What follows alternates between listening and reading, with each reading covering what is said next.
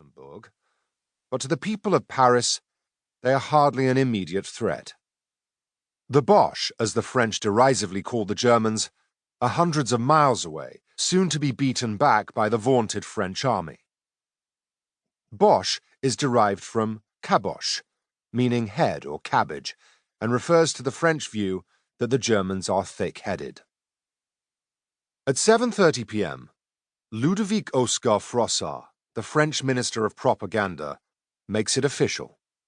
The real war has begun, he announces. But Monsieur Froissart's pronouncement, delivered over the radio in the measured cadence of a career bureaucrat, comes so late as to be laughable. The people of Paris have already seen and heard the cacophony of this real war for themselves, and they are unconcerned. The real war may have begun, but Paris is safe. Let the weekend begin. Taking Paris. 1. May 13th, 1940. Dinant, Belgium, 1600 hours. General Erwin Rommel has had a very busy weekend. The Meuse River rages fast and cold. The loyal admirer of Adolf Hitler paddles a small rubber assault raft toward the west shore. Locals blew the bridges one day ago. This exposed crossing is the only way. Rommel and the young Wehrmacht soldiers spilling over the sides of the cramped black inflatable are not alone. All around them, German troops dig their paddles into the green current, desperate to reach the far shore, where heavily fortified French troops lay down thick rounds of fire.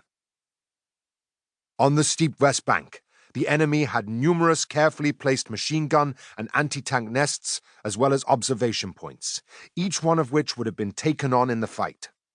Rommel will report. They also had both light and heavy artillery, accurate and mobile.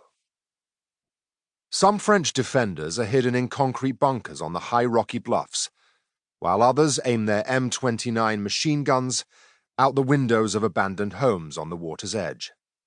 Still other French fighters launch heavy artillery from the ruins of the Crèvecoeur castle, near a mighty bend in the river where spotters have a clear view of the German attackers. For the first time in days, at a time when he needs it most, the wiry 48-year-old Rommel enjoys little air support.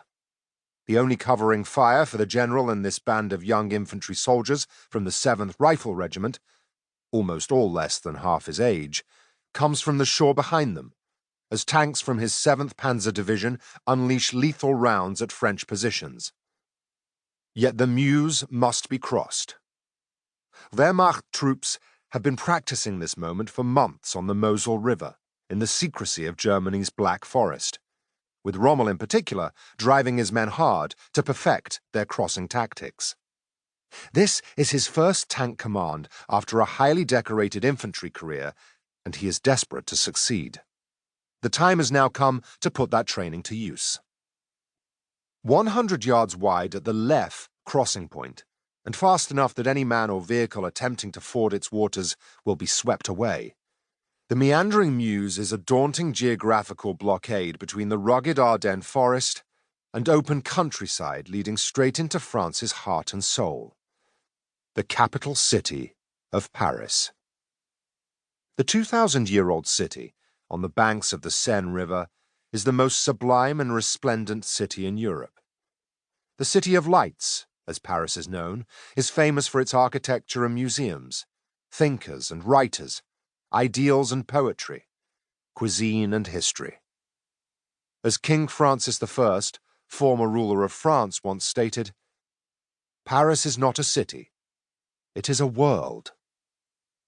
Such is the allure that Germany's despotic supreme leader, Adolf Hitler, once an aspiring painter of watercolors, has a long-standing fascination with Paris's beauty. Hitler has never set foot in the City of Lights, but despite his admiration, he still seethes about the punitive terms of surrender France imposed on Germany at the end of World War I. The Führer is determined.